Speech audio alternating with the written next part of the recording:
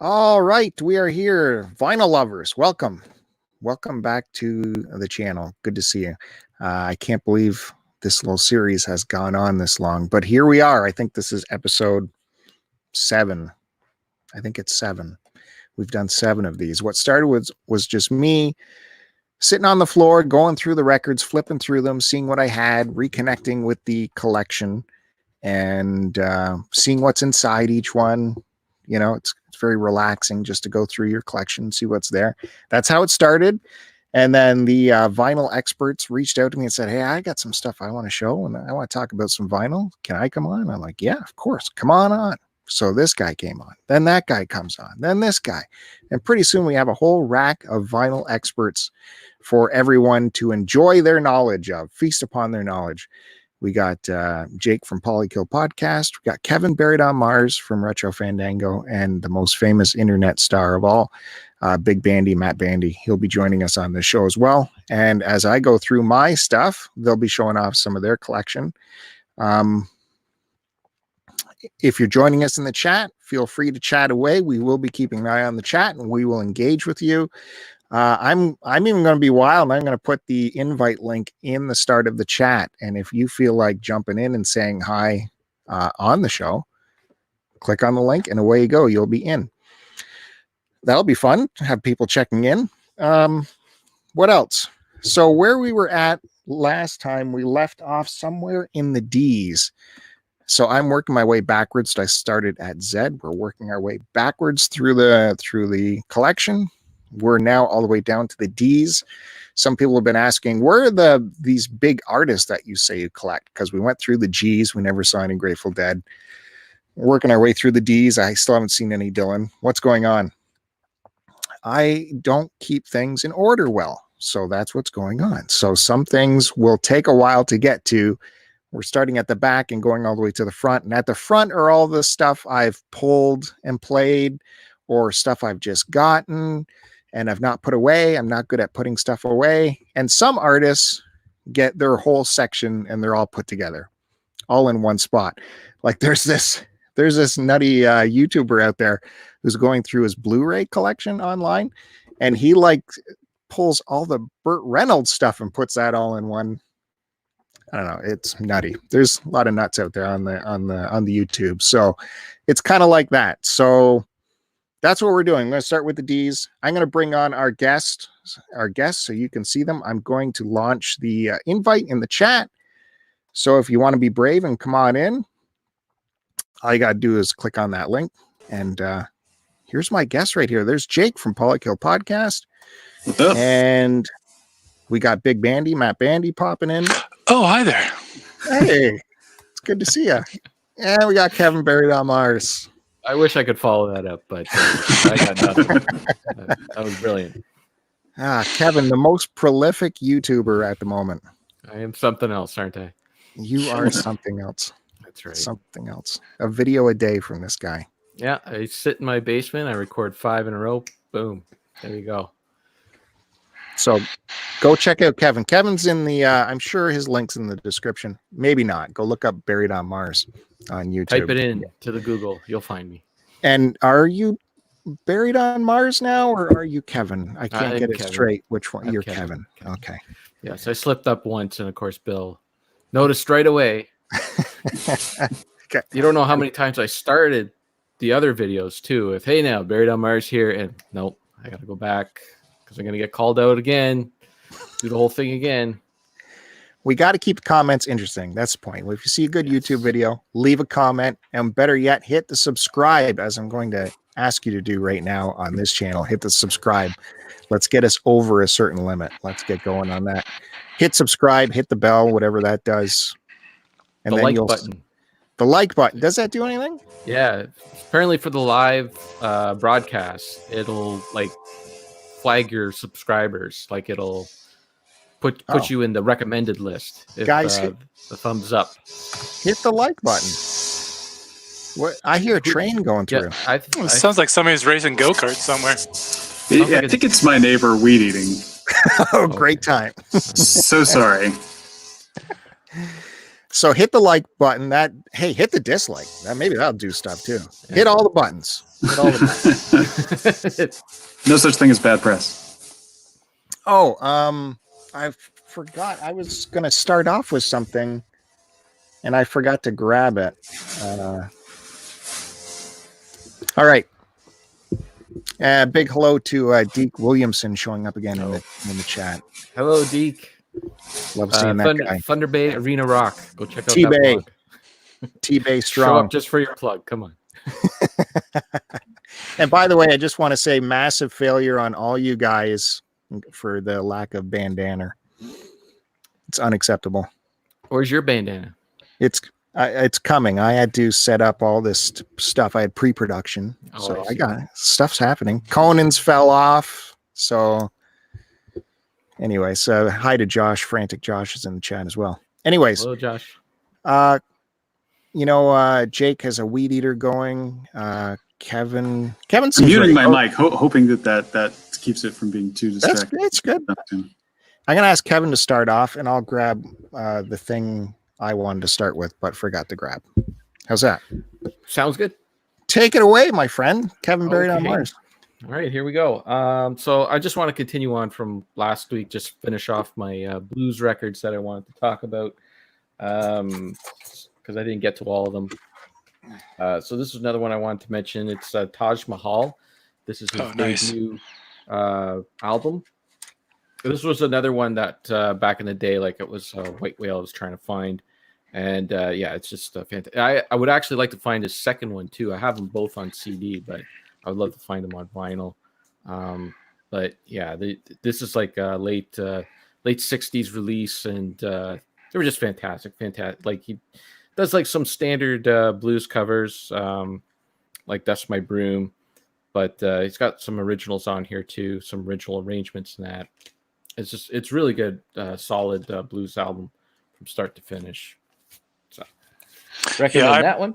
I really like Taj Mahal.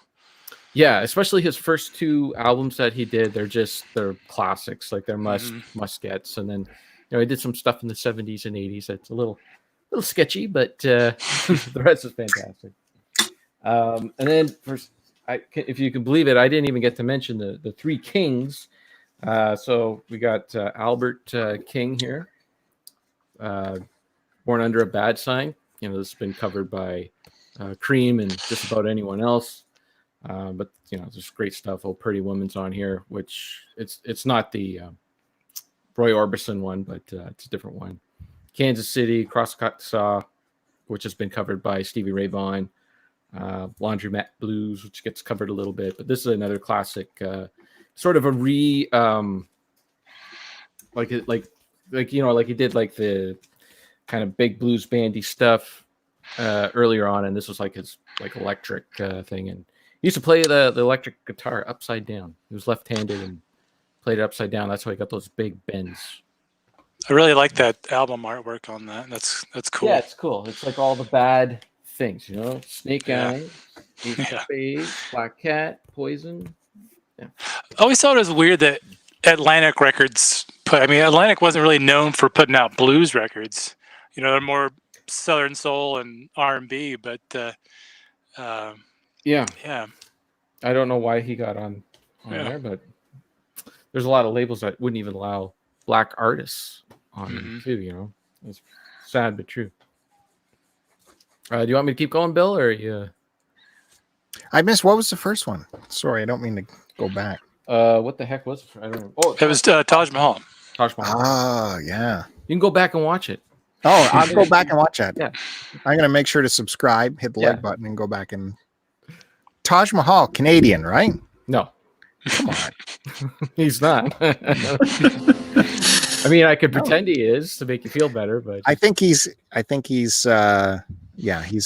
Canadian, or appears on a lot of Canadian local television. That might have happened. I mean, Albert King. There's an infamous Albert King and Stevie Ray Vaughan video where they worked together, and that was recorded in Hamilton at CHCH in those studios. And there's like a CD of it, and you can go on YouTube. Just type in Stevie Ray Vaughan, Albert King. Oh yeah, I have seen that one. Yeah. Yeah, and that's it's good. fantastic. Because Stevie Ray Vaughan used, of course, influenced heavily by Jimi Hendrix, but also Albert King as well, especially those string bends and that. Just because he would play the guitar upside down, like he was all self-taught, right? Like it wasn't following guitar tabs or anything like that. And because he would play the guitar upside down, he could really bend the strings because he was like pulling them down, right, instead of pushing them up, which is a lot harder to do. So he would get those really deep dives in that, and it's good stuff. It's excellent stuff. Mm-hmm. Wow. Okay. No, I'll start off my thing here. You'll like this. This is for Kevin too. All right. So I started these before with something a little different than just a record to start these things. And so I was thinking today, what should I do? And I thought, hey, why not show these things, which are records, but not really records. Oh. They're records for video. How about that? So do you recognize these things, guys? Oh yeah. That's how I watched Friday the 13th when I was a kid for the first time. So Vinyl. yeah, it's a Selecta Vision video disc right there. And we got the MASH, the pros from Dover on the cover there. Jake I think just Jake's, left. Jake got the hell out of here. Oh man, they're talking about movies. I'm gone. So this is not, when people see these, they think they're laser discs, of course, but they are not. It's more closer to vinyl records than it is laser disc. And right on this channel, if you want to look up what is a CED video disc player, I did a video on what the player is, so you can look that up. Inside here, this is like a cartridge that holds the disc. And it's not like I can get into it now. Only the player knows how to get into this disc. So you insert this entire cartridge into the player, and the player picks the disc out of it and ejects the cartridge, and then it plays the disc. Because it's like a vinyl record, it was so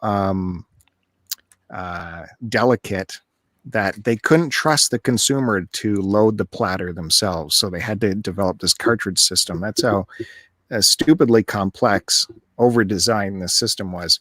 And it ultimately failed because it was so over-designed and cost so much money. That was RCA that did that. However, I like collecting these things because they had exclusive artwork, which is often pretty cool looking. So I don't have many. I have MASH. I've got Popeye. Oh, nice. There's the back. And this one, the cartridge at least has a different color to it, which is rare. And the Muppet Movie. And this was just fluke that I found these at a thrift store. And they were just selling them for record prices of $1 each. So I won't invest any more than that per disc of these. Are you looking for more of those? Because I do see them once in a while. I mean, if they're cheap enough. They're at the Mission Thrift, and I think they're priced at $1, maybe $2. Yeah, if they're titles I like, I would get them because they have great artwork. I love the artwork on them. They did a good job with that. But I wouldn't want to have a whole library of them. They're heavy. They are a little bit thick, and I don't know what you'd really do with them. You can only display so many of them. And if you could get a machine working, the quality was never that great. That's part of the reason why it wasn't very successful. I mean, you had to flip it only could fit 20 minutes on one side. So I think 20 minutes or something like that. You had to flip them anyways. You had to take them out and flip them to watch a whole movie. Yeah. I remember Friday the 13th being on two discs. But I don't see 2 disc collection, so I don't know. Maybe I'm just remembering wrong. Yeah, maybe it was 40 minutes on each side or something.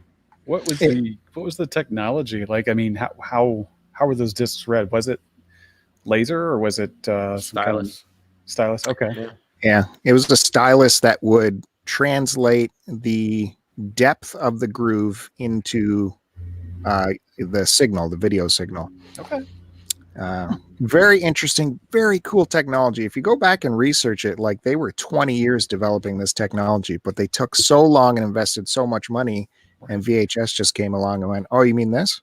Well, And the big advantage with VHS too was that you could record, and that really killed that, and also delayed Laserdisc for the longest time too. Laserdisc is very old technology too, almost just as old, and people wanted to record TV. It was a big seller. You know, oh, you missed that show? I can watch it later. Yeah. Absolutely. All right. So sorry to throw a non-record at you guys. It was kind of a record. It's kind of a record. Yeah. Cool. And allow me to throw a couple out here for you to start this thing. We're in the D's now. Do you guys recognize the band Dr. Dog? Yes. No. No, I don't. Who said Not gonna yes? say I'm an Bandy? expert, but yeah, I know of them. I first heard of these guys. I think it was Conan. Again, Conan gets me hooked on a lot of bands. He had a great, I don't know if you call him musical director, whoever booked the band just knew what he was doing. That's how I discovered the White Stripes back in the day. The Black Keys is all from Conan. And these guys were on there. And at first they struck me as sounding a lot like Neil Young kind of Harvest era stuff. And as I then I went and borrowed from the library. I borrowed from the library all of their stuff. And they have a very varied sound, and I can't really describe. They go from some songs sound like Imaginary Dragons, and others, like I said, sound like Neil Young. I don't know. I kind of dig it. Bill, you left out how I would actually watch Conan and tell you about these bands that I had saw after you had left. You left work for home, and I would say, "Hey, you got to check out this Black Keys band." No, actually, I believe I would leave in a request with you, Kevin. This band's coming on later tonight. Can you grab a record of it for me? No, and when Kevin took over the shift, he would do that. Never happened. I would record them too for you, so you can watch them. He did, yes. Kevin definitely did the records for me. You didn't know who they were. I would report back to you. Yes, this is a good band. Check them out. So this is Dr. Dog. This is a record store day pickup, I think maybe last year or the year before, even though it says 2012 on it. It's an EP, so we got stuff on one side, and the other side is an etching. Nice. There you go. And I think this is the only record I have that has one of these etchings on it. I'd love to see how that's done. I've never looked at that. Yeah, that's true. I don't know. Imagine. Yeah. Is it the same as the vinyl side, or did they just smush the? I mean, I guess they could have a. If it's part of the plant or the press. Yeah. I don't know. But screw you guys. That's a mint brand new album right there. So there. Now back to it only took to how many letters? How many episodes? Our 7th episode. I'll get to another doctor. Dr. Hook. Okay. On Columbia Records. They got Acapulco Goldie on here. Penicillin Penny, which is a great tune. Life Ain't Easy, When Lily Was Queen. This is a fun band. I had a few more Dr. Hooks, but I think I got rid of them. But this was the best. It's kind of got a weird opening here. They knew how to do it. It's quite the crew. Yeah. Got grandmas in there. He's two-fisting the grandmas. Uh-oh. Okay. There's a nice slip cover. We got lyric sheet. I wonder if I can get to a little Penicillin Penny for you here. Do you guys remember that song? No. I'm not familiar with it now. If Penicillin Penny, she's the queen of the Sunset Strip. If she ever gives you any, then you better see your doctor real quick. Yeah. Oh yeah, there's a story there. From the back seat of Cadillac cars to the floors of men's room bars, she's Penicillin Penny and her future's written in the stars. That's magic. Yeah, there's the album. It's in good shape on Columbia Records. So that's Dr. Hook. It's good stuff. I like it. All right. Who should we go with now? Jake, how's the lawnmower going? Well, I switched audio inputs to something with a better noise gate, so hopefully you won't hear them, but they are still mowing. Oh, no, you sound great. Okay. Yeah, I don't hear her. Okay, good. All right. What do you got? Yeah, so we talked. Well, Kevin started out with a white whale of his. I actually got a white whale of mine last week, and it was delivered last Thursday or Friday. So this will be making its debut here on our show. Great, another new record. It's not new. It's not new. It's actually, well, what makes it cool is that it is old. So this is nice. Death's Spiritual Healing. It's their third LP. And if you're not familiar with Death, here they are. This came out in 1990. Death are kind of like the presumed by many to be the godfathers of death metal. I mean, just, aside from the name. But they put out their first 3 records on Combat, and it's obviously a now defunct label. They label hopped a lot. There's been dozens of represses of this, but I was able to get my hands on an original Combat pressing of this. It's got a nice sleeve with the artwork, all the thanks, all of the lyrics, and the vinyl itself it's in great shape. I've played it once. I'll probably never play it again. Well, I don't know about that, but nice camo on the label. Nice. Didn't Richard Christie drum for Death? He drummed for Iced Earth. Oh, You Which could a lot different. You could list a lot of different people that drummed for Death. Death is probably better suited as being described as a project or a collective, because the only constant member was the founder, Chuck Schuldiner, who's kind of like his brain was bigger than most from that era. But that's the first of 3 that I want to get. Their debut, Scream Bloody Gore, came out in '87 on Combat, and then the follow-up, Leprosy, came out after that. So I'm going to try to slowly work my way with dropping some cash on these. But this one is one of my favorites. Like the band style progressed from like on the debut, Scream Bloody Gore, it was very Slayer-esque, very thrashy, very fast, lots of solos. And as the band progressed and as Chuck's sensibilities progressed, he definitely thought more about composition. Things got more technical, a bit more progressive. Song structures changed a lot. And this is kind of like the first record that sort of showcased some of that progression out of just a pure, speed and ferocity to something with a little bit more thought put in the song structures. So this is one that I was on pins and needles until the thing got delivered, because I didn't buy extra insurance for it. But Did you order through Discogs? I did.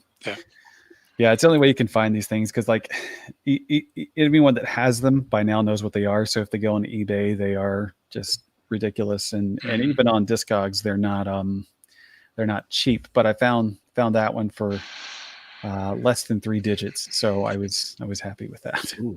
Well, those early 90s original pressings are really hard to come by, because by then CDs had taken over, and they were still making them, but it was very limited copies. Like even I remember Tom Petty's Full Moon Fever was a hard one to get. Even though it sold a bajillion copies, it sold a bajillion copies on CD, not a lot on vinyl. Yeah, and like as actually, because like the way they're just timing wise, when Death was a band, like '86, obviously vinyl was pretty viable, By the time 90 came around, it became less viable. And then their subsequent records, even though they did have vinyl pressings, they're even harder to find because they were in smaller batches and later in the release cycle. So some of those are on Discogs for, anywhere from $300 to $500. So, and they're not even like the, quintessential Death records, even though I would argue that all Death records are quintessential. But just because each one is so different.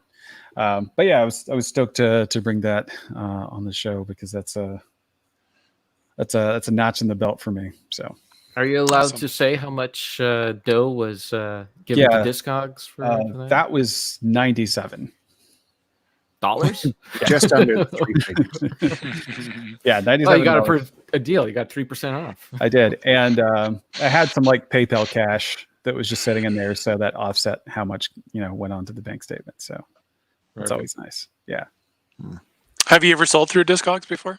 I haven't, and I'm thinking about it because I do have some fat I'd like to trim. Have any of you guys done that? Is it? I have. How was it? It's easier than dealing with eBay. Nice. It's a smaller fee, and you're it's that's all that there's. You're just selling music on there, right? You're only dealing with other people with that. That's what they're there for. And I haven't had any issues. I've sold a few records. I've bought quite a few records off of Discogs, but yeah, it's easy. If you can sell on eBay, you can sell on Discogs, no problem. Fair enough. Vinyl through the mail in Canada is just killer. I can imagine paying Uber costs for shipping. It's not good times. Yeah, I can imagine. What can you do? Well, I wanted to slip this joke in earlier, but I missed it. I was going to say it's just like a death metal guy to say pins and nails rather than pins and needles. I don't know where my brain was. I was just.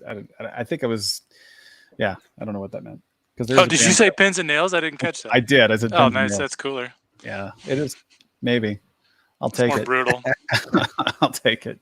So I'll show one more real quick while I'm right here. I don't know. I can't remember if this one has shown up or not, but you got to have. Let me get it in there. The classic record, What Contains Frankenstein, with Edgar Winter and the Boys. Classic rock record. Yeah. That is such a weird cover art. I don't love it, and I don't love this record, but I like Frankenstein as a song. Yeah, that's why I bought it. Like as a whole, it's just kind of so-so. But is it all just instrumentals, or is there actually on the record as a whole? Yeah. No, I think Frankenstein is the only instrumental on this. Okay. I've never heard anything from them other than Frankenstein. Me either. There's a couple on here that are kind of familiar to me. Offhand, I can't even remember what it is. Like there's a Round and Round, but it's not like the Rat one. And then there's Free Ride, which is not the Free Ride you're thinking. Yeah, okay. Who did the original? Who did Free Ride? That was Foghat, right? Was it Foghat? Yes. Yeah. But yeah, this one's weird. I just kind of bought it because I just like weird stuff. But the song Frankenstein, I think, is just it's cool enough to have the record for, and that's about it for sure. But it's it's an original, so it's always fun to have. Foghat did Slow Ride. That's right. Yeah. That's right. Who did Free Ride? Maybe it was just this song. Oh, is it not Edgar Winter? Maybe it is. Yeah. Maybe so. Yeah, I'm very thin on my knowledge of that band's output. Very thin. Well, I appreciate you showing a nice used record too. I've got one that's even more beat up, so I can't wait. I can't wait. And you'll like it. Good. It's probably already. It's it's fine. Can move on to Big Bandy. Saying he can show us his latest pristine mint, beautiful record. Okay. Okay. So I got this record in the mail, brand new, a few days ago. This is my latest pickup, and so far this might be one of my favorite release of the year so far. I don't even know if I could pronounce this record, but it's a band by the name of Aura, which is a atmospheric black metal band from Switzerland, and this band just came on my radar maybe like a month and a half ago when it was recommended. And the name of this album is In Argo Iani, I believe. And I actually recommended this to Jake a few weeks ago. What's cool about this record is that, yes, it is a black metal release, but it has almost kind of like not really positive, but like a kind of a uplifting feel to it, like a hopeful feel to it. A lot of black metal releases are very, melancholy, but this kind of has like such a different feel to it, and that's, I think, a part of the reason why I really dig this release. This is their second. It's a two-man band. Their second release. The lyric sheet, but all the lyrics are in German, so I don't know what they're saying. But yeah, this is probably one of my favorite releases so far this year, and this came in the mail a few days ago. Did you order that through the label or through Bandcamp? Or I ordered this through the label, okay, which they had a like an American web shop. American web shop. Gotcha. It took me a little bit to find how to get that record. They trying to think if they had any. They had some on Bandcamp, but it'd be coming from Europe. But I was luckily able to find an American distro through it for it. So yeah, that's my latest pickup. Have you had a chance to listen to that, Jake, at all?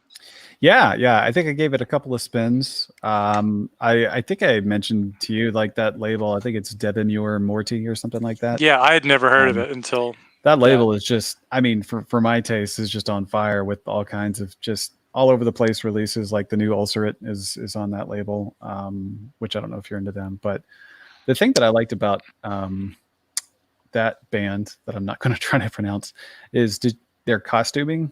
Like is so on point with their aesthetic, and I love it when bands like have a I guess unified look that matches the sound. It's really cool. So I heard about this band through Banger TV, and it was trying to think who recommended. It wasn't Sarah. It was Blaine. Blaine recommended that record, and he described it as like the perfect black metal release for spring. And I didn't get what he said about that until I listened to it. I'm like, oh, that totally makes sense, because it has this kind of like catharsis. Yeah, or like a hopeful feel to the record, which is cool. Yeah, that's a cool one. Their logo looks like it says ABBA. It does kind of, yeah. Well, a lot of these black metal bands, it's not about reading the name. I think it's just trying to not read shape recognition. Yeah, exactly. It's amazing where everyone's getting, like, all these pressings are happening nowadays, when we thought, like, 5 years ago that there weren't any pressing plants even running. Now, where's everyone getting their pressings done? Like, did that come from overseas, or did that get pressed here? I know there's a lot of records come from the Czech Republic. This might say let me check the matrix real quick.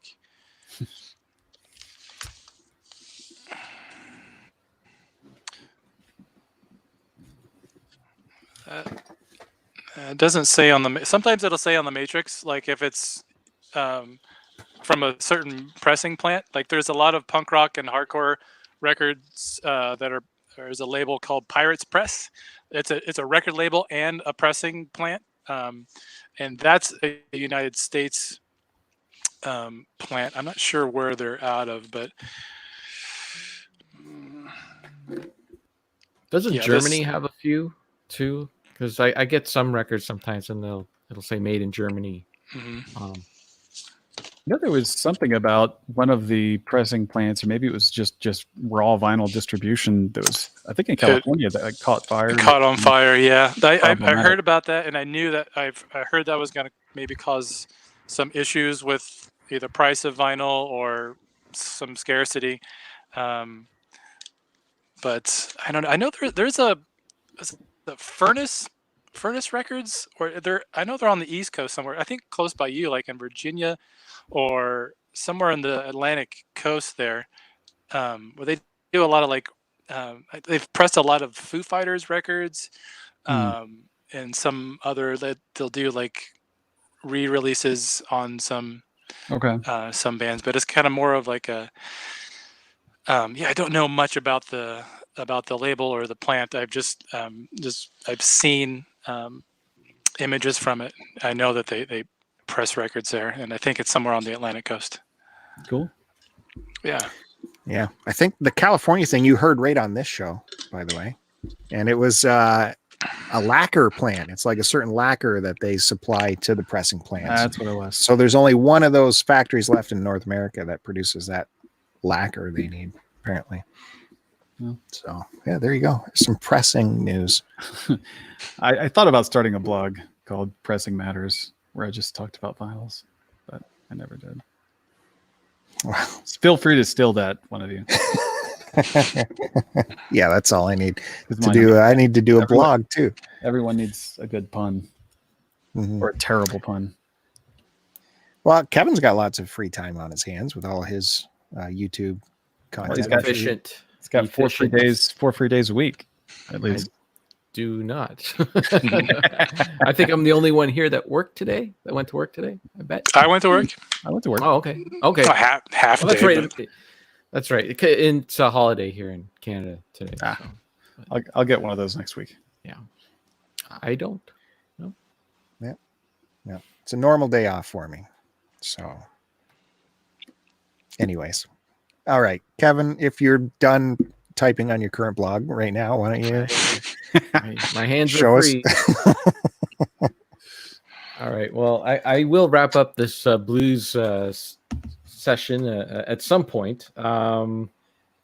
So keeping in with the Kings, we got our next king. We got Freddie King getting ready.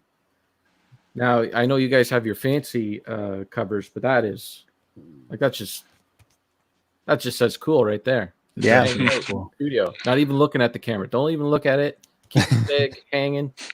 That's the way to do it. So Freddie King, like there's the 3 Kings, Albert King, Freddie King's the other king. And the most well-known song from this album is probably Going Down. I love that song. Oh my God. I God. think it was the theme song for Eastbound and Down, I believe. Well, there was the first season at least. It was that Eastbound and Down, Loaded Up and Truckin'. Who sings that? Oh, that was a country song? guy. Yeah. Loaded Up and Truck. Maybe it was only the first season. I can't remember which. I think it was Eastbound and Down that used this song. I don't know. They might that does sound familiar to me, Kevin. I think they did use that. Well, anyways, this was produced by Leon Russell as well, and this was like a kind of like in the 70s. All the guys who were inspired by their old blues heroes were getting them to come back into the studios to do recordings, and much like the Muddy Waters album that I talked about before. So the people in this band, you got Freddie King and Leon Russell and Duck Dunn, who was the bass player for the Blues Brothers. He was like a session musician for a ton of blues bands. Always at the pipe. Yeah. And Don Preston on guitar. So this is another fantastic album. Give a look, another great blues. What's the label on that? Sleazy Blues. Shelter Records. Shelter. Upside down Superman on there. Yeah. But yeah, look at that. Even on the back, got some ringwear there for you, Bill. Nice. Because I know you like your records all grimy. And finally, I'm going to get to the last king, BB King, with his 2 best albums, in my opinion. And they're both live albums. So you got Live at the Regal and Live in Cook County Jail. So Live at the Regal is like a classic recording where they just stuck the microphone down in the middle of the stage and that's it. It would just record whatever that microphone picked up. Like BB's not on any special mic. The rest of the band isn't, but it is perfect. It's perfectly mixed. It sounds fantastic. It is a great record. The only problem I have with it is it's too short. It is a very short record for live. What's the label on that? This one is it's on the bottom right. Pickwick. Ah. I don't know. This is a 78 pressing. This album came out in 65, I believe. So it's, printed in Ajax, Ontario. Look at that. Ajax. And so then I think really it was Johnny Cash who started the whole recording in a prison kind of thing that a lot of other artists were started to copy, if you will. And this is another great one. Just the best part about this album is the response from the crowd. The crowd is just like so into every single song, probably because it was the only excitement they had for months and months and months. And, anytime BB would, say something to the crowd, like just the response was just great. So this is another fantastic one. I see Chris Roberts is asking what BB stands for, and BB stands for Blues Boy. Because when he started off young, he was like the new upcoming boy. And as he was getting older, he wanted to drop that because it made no sense. He was like in his 40s, and he's like, why am I Blues Boy? Let's drop that and just shorten it to BB, which most people were calling him anyways. So there you go. Fun fact. I didn't know that. Another fun fact for you. I used to live in Cook County. Oh, really? Were you at the jail? I was not at the jail. I knew where the jail is, but I just on weekends. Is it still going? Was it still in operation? No. Oh, okay. At least that jail. No, that jail's not there. Yeah. Well, interesting. So you're saying that's the end of your blues? I got one more blues record. It's not a King one, but this will be the last blues record, and it's sort of blues because I'm going into the rock and roll now. So we're doing the transition from blues into rock and roll. And what band did that better than Cream? Nice. Right? Cream's first album on whatever that is. Polydor. Yeah. Polydor. Yeah, this is fantastic. I believe, is this the mono one? No, it's a stereo one. Oh, well. I think the mono records are kind of overrated, in my opinion, except for the Beatles. They're the only ones that had that issue, and then everyone else just kind of went nuts for the mono records. I like the stereo ones. But this is a classic record. Anytime I put this on, Sarah says, that was a good choice. It sounds good. Well, the Beach Boys too, the mono thing. They have the mono thing where your Beach Boys is better off in mono. They spent hours and hours and hours and hours creating a mono masterpiece, and then just, someone sat there and whipped together two channels for the stereo. Yeah, and they didn't even they didn't mix them right. It's just like the bass and drum are on one ear, and the singing and guitars in the other ear, and it doesn't make any sense why you would separate those. Makes no sense. Mm-hmm. Right on. Well, that was some fun blues from Kevin. Yeah, there you go. I will continue. Thanks everyone for stopping by in the chat. Chris Roberts is there, by the way. He made an awesome appearance last week as a caller. That was fun. Thought that was good times. And if you want to join this thing, all you got to do is click on the link at the top of the chat. There's a link to get right in this show. So if you want in, that's all you got to do. I'm moving along still in the D's. Oh, nice. Nice. Nice. What's nice about this? Oh, you got your Highway Star on there, right? Yeah, it's a really good record. I have that one too. I imagine many people have this one. Does everyone's have this backdoor action down here? No, mine's in a sleeve for some reason. Manufactured and distributed. This one's made in Canada. Okay, what's going on here? We have this thing. Big scroll of lyrics. That's cool. And Someone stole my sleeve. You know, it's that's what happens. We play the records, you know. Real Did you, music though? guys. Real music guys play the records, and it happers, you know. When you're asking what's on It this, gets used. how many times did you play it? I said what was on it. I said Highway Stir. Highway Stir. Hey, big hi to Dean showing up in the chat. Round 2 Hey, gaming. Dean. Hey, He's love not seeing playing Dean there. Terraria for 5 minutes. Very nice. Don't forget to hit the subscribe and the like button. That's a big deal, apparently. And Yeah, hey, hit did the you like. guys know Well, if someone hits the subscribe button, we're going to roll over 310? Whoa. Where did 310 come from? We still need that one more subscriber.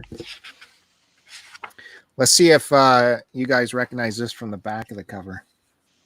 I hope you do. I hope Is that it for the Deep Purple? That's it for the Deep Purple, unless something comes up later. Yeah. you never know. Sorry, guys. Derek and the Dominoes. Oh, there you go. Nice. I got that one too. I hope so. Yeah. Everyone should have this one for sure. Does theirs? That's not. Yeah, that's the artist that Oh, okay, painted good. the- Whew. yeah. It's not the previous owner. A little bit of ring wear there. It's not bad. 2 LP set in stereo, Polydor Records. Opens up nice to a nice gatefold here. Whoop. Mm.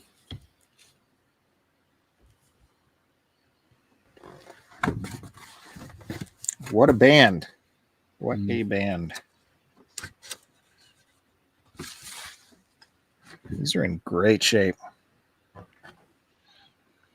Look at that, guys. No disappointment there from you. I don't know. I think I saw a mark on that other Yeah, side. I saw a little bit of something there. There was a questionable thing. Kind of quick. Kind of went fast there. Yeah. Like I said, we play it. They get played. Didn't look Joe Condish. Yeah, that's pretty good. Only comes out so far, that one, eh? Look at this guy. He was working it, man. Got the big pit stains going on there. Wow. It's like it's like always. I'm always working too hard. It is hot in that studio. Jeepers. Okay. Should I keep going? What do you guys think? Yeah. Okay. I'll be Sure. quick. I don't got think any of us are going to tell you to stop. So You guys can tell me to stop. You're partners in this endeavor. I got 3 from this band coming up. Oh, is that the Cult? Yeah. Nice. nice. I I'm remember- actually kind of surprised. I remember, well, I liked the Cult a little bit back in the day for sure. I mean, Ian Asbury's voice is a bit legendary. It's that Sanctuary song, man. I just, She sells Sanctuary. yeah, I could play that By the over and over seashore. again. It's good. This, I remember getting this. I'm trying to remember now. I remember I got all 3 of these at a yard sale, I think, and they were like super cheap. That's why I got all 3, and I didn't recognize what they were really. But this appears to have Is that an EP? an inner. Looks like it. I don't know. It's only like 4 tracks on there I can see. It's got live tracks and it has an interview on here as Oh, well. Oh, weird. that's cool. It's Yeah. probably a single. Yeah. Let's take a look. Deke would know. Deke's a huge fan of the Cult. It's the inside. You know. Just to be there. Yeah. See that? Cool. Doing that hand thing. That's how you know. I don't know what you know by that, but that's how you know. You're part of the Cult. That's their single. They're signed to each other. It's from 87. Beggar's Banquet. It's got these sleeves that I hate, so I don't want to take it out of there. And so that's one disc. And then the other disc has an interview with Asbury and Duffy. It's not very long from the looks like. There's the dead wax right there. So it's about half. And let's get some more live stuff on this side. That's cool. And this one. Wildflower. So this has Wildflower Extended Rock Mix on the top there. It's the same picture. I mean, It is. It's good. It's good enough to reuse. So I mean, yeah, you got the hand going. I think that's her logo now. it's Lover that shape Trooper. recognition we were talking about. She sells Sanctuary Live, Horse Nation Live, and another interview. So yeah, these two records definitely have to stay together. And again, Yeah, I hate some these sleeves. Special editions for sure. There's the interview again. It's about half the disc. You know, you could just throw out those sleeves and put some nice paper ones on there. That's what I do. I get rid of them. I would do that. Someone has to get me those paper sleeves. I have them in my wish list on Amazon. I'm not saying people should buy it for me, but I'm waiting for them to get restocked. They're not in stock yet. The ones I was looking at. Yeah, I told you Deke would know. He's got all the info on those discs in the chat. He says the Cult released EPs for their singles from the Electric album in 87, Sonic Temple from 89, alternate tracks and live songs made up the running order. Yeah, this has more interview here, and it's the entire side of the album. That's pretty good. And to round out the Cult, Sonic Temple. That's the big one, right? you gotta have that one. Yeah. I don't like the picture as much, but yeah. Yeah. It's not grabby enough. Soul Asylum. Let's see if anything's in here. We got a sleeve. Got a different picture for you guys. No hand, so it's not as good. That tree in the back looks like it's trying to grab something. So Yeah. fits the motif. There's only 3 of them there. Yeah, I was going to say. They Did went they down add to or a trio. correct at this point? I'm not sure of the order. So yeah, that's in 1989. Chapel Music, Beggars Banquet Records Limited, produced by Bob Rock. So that's it for the Cult. I'm still in the C's though. We'll get to more C's in my next turn. So that's it for the D's, by the way. If you noticed, we're into the C's. I did. So yeah, good times. Cool. All right, I think it's Jake's turn next. Please have some more death stuff, please. I don't. Looking forward to some death. I don't have death. I have somebody that's all too familiar. Oh, But I just have to show it because I have to represent a little bit. Oh, nice. This is a really crappy copy, but I bought it at that record shop that I mentioned once before, so you can see the. Easy access. We're in great shape here. But this is my second favorite Rush record. Hemispheres being the first one. But yeah, I mean, you just can't not have this record if you call yourself a prog fan or just a rock fan. yeah. You have to have it. The vinyl itself, now this is a polygram and mercury, so I don't know what necessarily that means. But it's in decent shape. It smells like an old bookstore, which is how I like my records to smell. There's a little bit of warping on one edge, but otherwise in decent shape. So I can still listen through YYZ and Limelight without trouble. So that's kind of what I need out of it. But yeah, this is not good shape, and I think the previous owner endowed it with a signature as well. I think it's old Pam McNeely or McCaffrey maybe, who had this On the inside, stealth. Yeah, it's Yeah. a little hateful. When she Yeah. confronted you with that Yeah. at your house after you stole it. That's my record, isn't it? No, let me see the inside. So sneaky. Oh man, but yeah, I found that one. I think I paid like $8 or $9 for it, which is probably overpaying for it, but I like that guy, so I support his shop. And while I'm here, I'll bring up this one. Are you guys familiar with The War on Drugs? No. Is that Nancy Reagan's band? There you go. It was a collaboration between Reagan and Thatcher. No, it was. They're actually a Philadelphia-based rock and roll band, and I really think that everyone here would really enjoy their music. They kind of have this Tom Petty kind of vibe a little bit.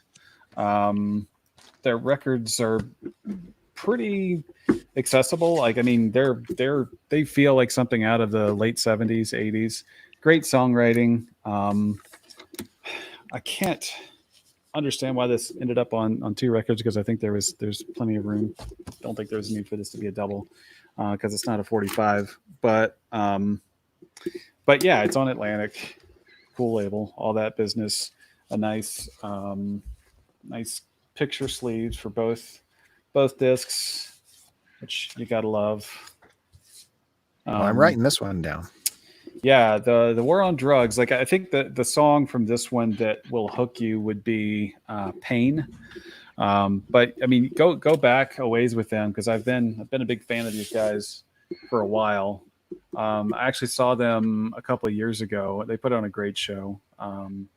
They're a bit, I think the hipster scene has embraced them a bit, but notwithstanding the fandom, it's a band that I really, really enjoy. It's good, sort of like easy listening rock, but great lyrics, great compositions, and just sort of reminiscent of early rock and roll. So yeah, I picked that one up on release day, but no special story behind the record itself, but just a band that I think you guys would enjoy.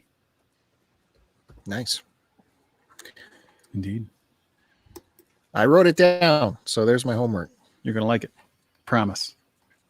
Okay, I got that. Okay, Big Bandy. So, a little warning here. I'm only going to talk about one record right now, because I might go full Bandy on you here. All right. It's a possibility, because Getting comfortable here. this record and this band was a total game changer for me, and literally probably changed my life to a certain extent. Yeah, I'll just go ahead and show you the record. It is Out of Step by Minor Threat. Yeah. So this record is their only full length. Before this, there was two 7-inches. This came out in 1983 on Discord Records, which was established by Ian MacKaye, who is the singer of this band. Minor Threat was a DC hardcore punk band, but I was introduced to this band in my late teenage years. At that point, I was still drinking, thinking, doing social drugs, but this band it got me to reevaluate why I was doing those things, why I was drinking, why I was experimenting with some drugs. They started essentially the straight edge lifestyle within hardcore punk music, and what I think also appealed to me about this band was that these were other, I was a teenager when I was listening to this record, and they were teenagers too when they made this record. For such a small catalog of music that Minor Threat put out, they probably put out maybe less than 40 songs off the top of my head. But how many bands they influenced and how many people they influenced is unremarkable. But yeah, so this was a life changer for me, really. And I got this record from a record shop in Chicago, probably 15, 18 years ago. This is not original print. This record has never gone out of print. There's been countless represses of this record. You can tell the different repress will be the strip up here will be a different color. This was originally $3.50 from it ordered directly from Discord. You can see Bill. You can see a little ring wear there. Oh yeah, it's devastating. A little ring wear here too. Not really.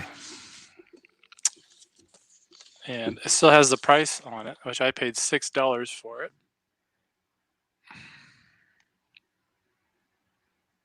It's seen better days. I don't know if you can tell here.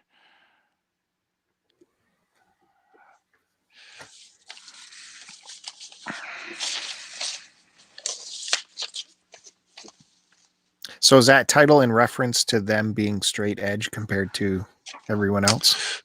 Out of Step, or no, Out of Step is a song, the last track on this record here, and it's basically being out of step. The song was talking about how there was so much importance in put on drinking, having casual sex, and doing drugs. And he was like, I'm different from that. I don't need that. I will always be out of step with the world. So not going with the flow of mainstream society, or just what other people put importance on. And it wasn't like a I'm better than you type thing. And that's a lot of like straight edge kids they're always kind of lumped into like, oh, you're better than me type of thing. But no, it's always for me, and it's always been a personal choice. I don't care, if someone else is into that stuff. That's your choice. That's not my choice. So it also came with a lyric sheet, and we got a photo of the band here. And very cool. Yeah, and the lyric sheet here in the back. So yeah, you guys familiar with this band at all? Nope. Yes. No. Yeah. Never heard of them. Really, never? Well, they sound vaguely familiar. Minor Threat. Yeah. I don't. Are you familiar with Fugazi at all? No. Okay. He also played in a band called the Teen Idols, which I think Henry Rollins also played in. They were like best friends growing up. Okay. Henry Rollins, I know. Yeah. But yeah, this huge impact on my life, and so it's awesome. Yeah. Cool. Very cool. Man. Thanks for sharing that with us. Appreciate it. Welcome. And non-minty album. Mm-hmm. I love it. It's nice. Didn't have the easy access that me and Jake can brag our record about. But hey, can I interrupt you guys again? Sorry to say this, but we have a caller coming in. Okay. How about that? Again, sorry, Kevin. I'm gonna have to put you on the back burners for a second. That's okay. When you got callers, you gotta let them in, man, because they're gonna come with the heat. You ready for this? Everyone, welcome our latest caller. Tell us who you are and where are you calling from? California. Oh, and nobody minds interrupting Kevin. Come on, let's be honest. No, I'm just joking, Kevin. You're a great guy, Kevin. I'm sure. I'm so sincere. No, I mean it. I just, you're fun to fuck with, I guess. I don't know. Thanks. It just seems to work out that way. I don't know. All right, look. So you guys know I like horror. Maybe you know, maybe you don't. But this is really cool. Oh, nice. It's actually a 33. Like, I didn't know they made them this because I'm not that much into records. Like you guys probably remember that from the last one, but it actually is a 33. And look, I'm not touching it this time. But I got this from Ian, the world famous podcaster, the CU podcast. He kicked it down one day. I mean, I think I gave him like $5 for it or something, but it's pretty cool. That was always like my favorite Nightmare on Elm Street movie, maybe one of my favorite horror movies for that matter. That's from the Dream Warriors, right? Yeah. I mean, it's yeah. And I mean, it's fucking cheesy. Let's be honest. It's not a great song, but yeah, it's Dawkins. Right. But I mean, it works. And really, I got it for like the cover and the, like the the color of the vinyl, so it's pretty cool. But it's mostly just for show. Like, I've never even played it, but I'm sure it plays just fine. So just jumping right in. Let's see. I was trying to pay attention to you guys earlier, but I started messing around, and I remember. Let's see. You were in the D's, right? Yep. Okay.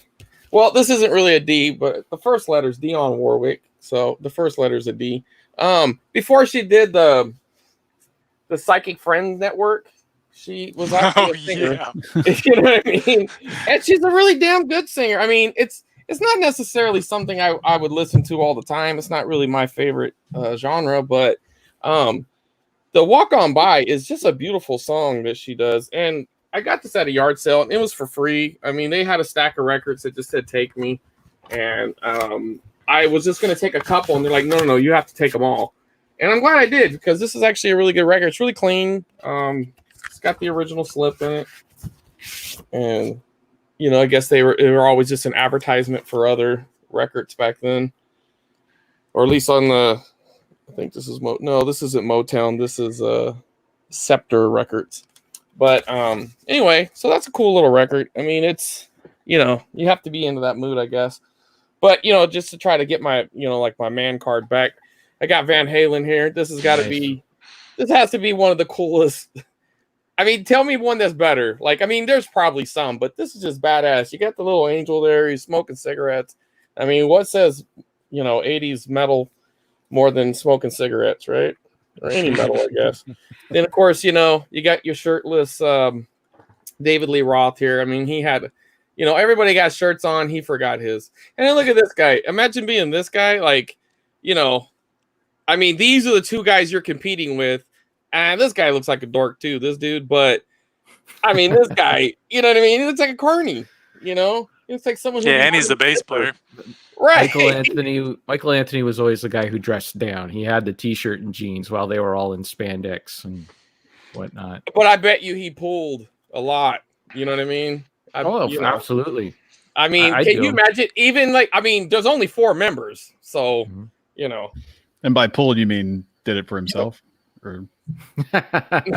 No, I mean. Oh, okay. Now this is you know, when I was a kid, I really didn't like the Police, and I don't know why. But my mom used to watch General Hospital, and when the summertime would hit, that meant if I wanted to watch cartoons at 3, I kind of had to be around the TV, and General Hospital was at 2.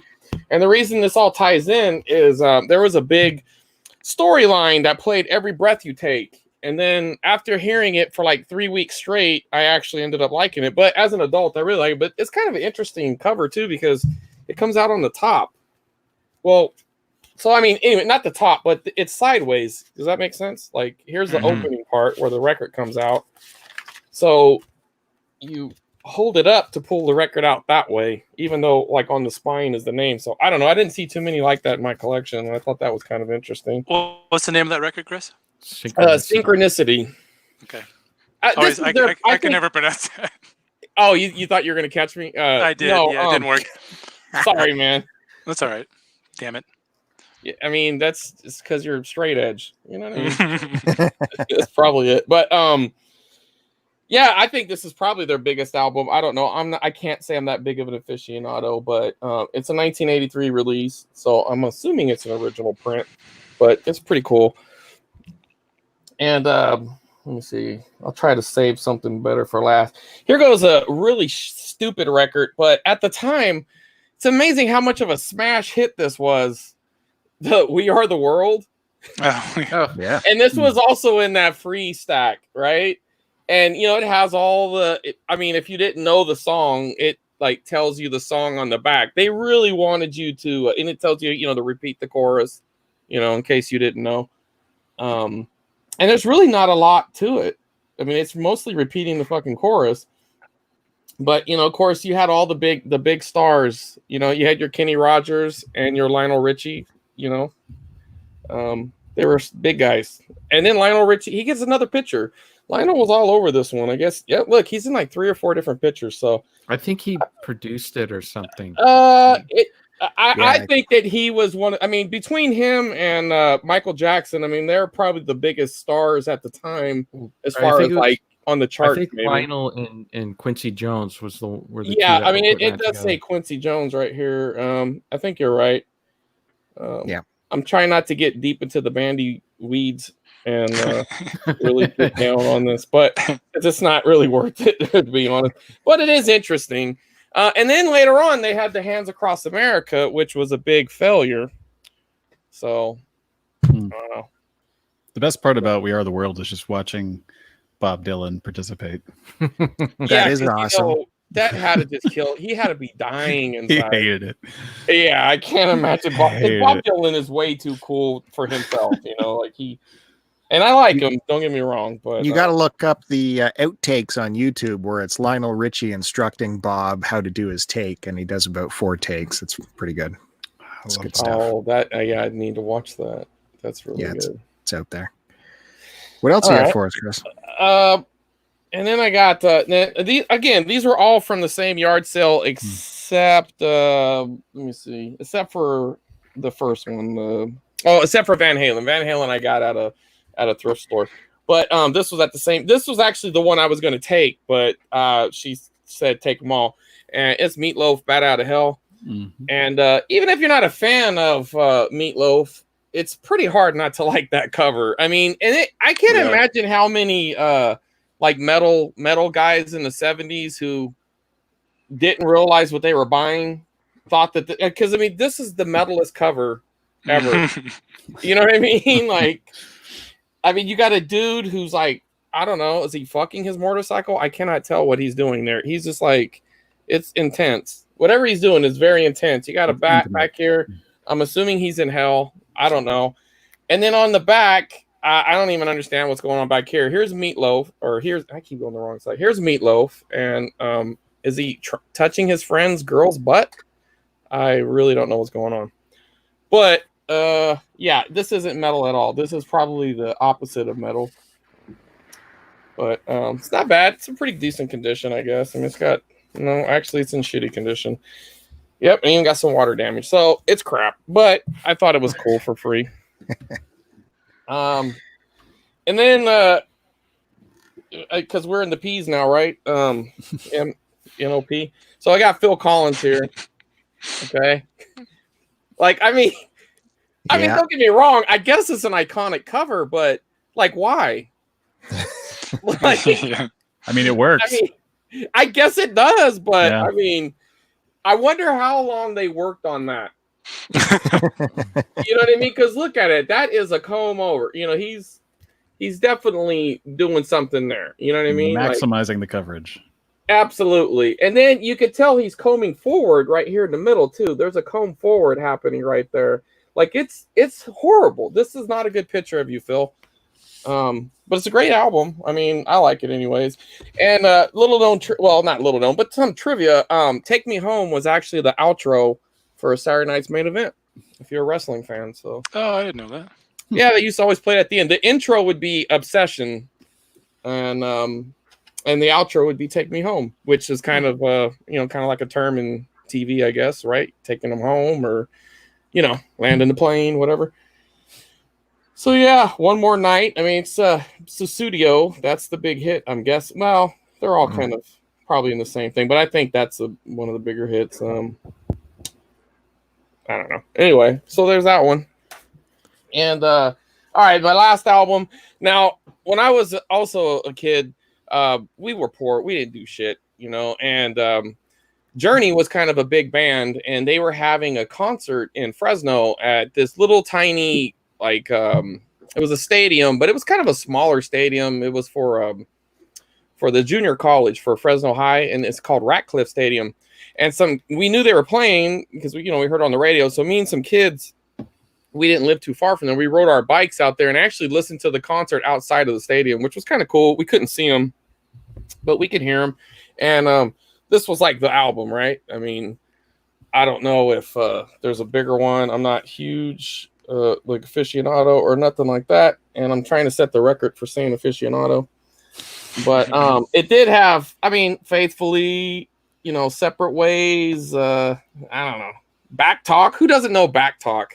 That's the big hit, right? That's the one that got the top 40. No. And then look at these douchebags. I mean, what's that?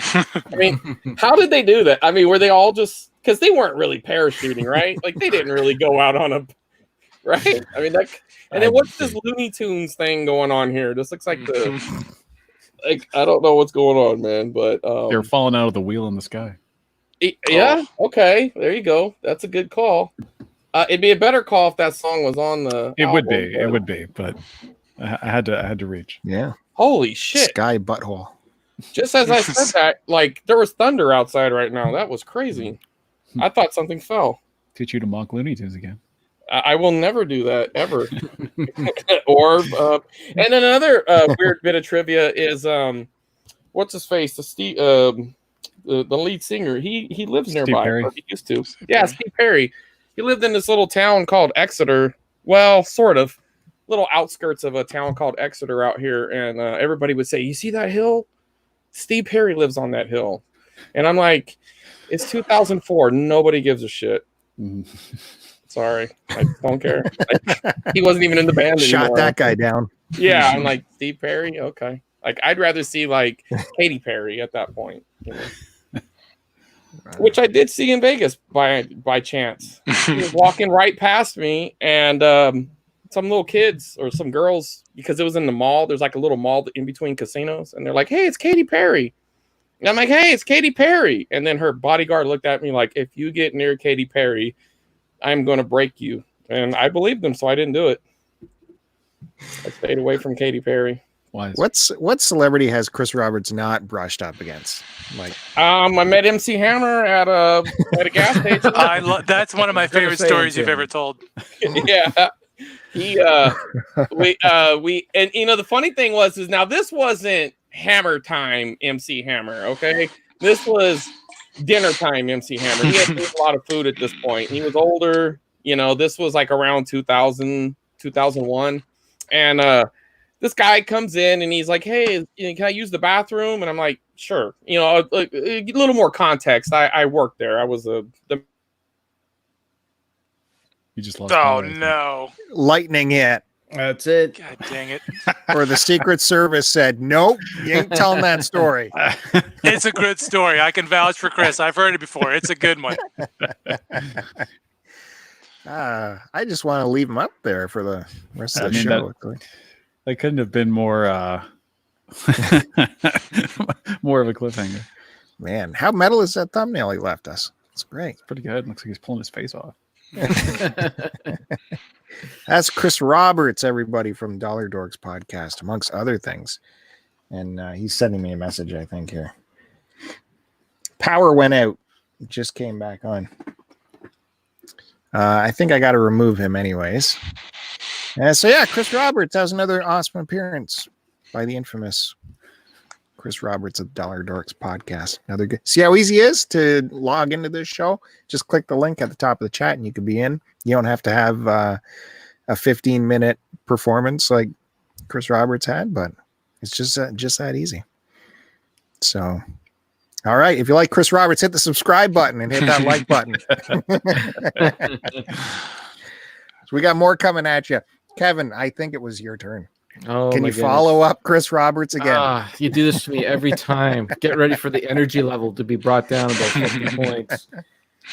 Okay.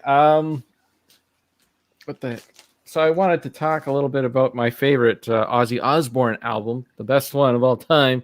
Did you meet him at a gas station? I did not. I've never. I can't even think it. I think I passed by Anne Murray in a hallway once. That's about it. That's about.